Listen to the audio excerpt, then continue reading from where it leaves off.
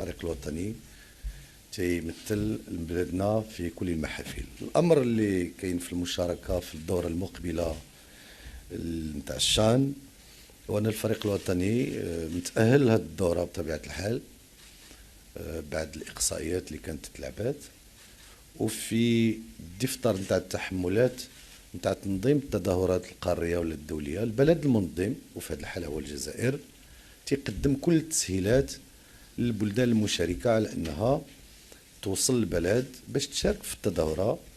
احنا اللي طلبناه على عكس ما تم الترويج له خلال ال 24 ساعه الماضيه هو ان الطائره اللي غادي تنقل الفريق الوطني يوم 10 يناير ان شاء الله انه تكون عندها الترخيص تنزل في مطار قسنطينه، وهي المدينه اللي غادي يلعب فيها الفريق الوطني.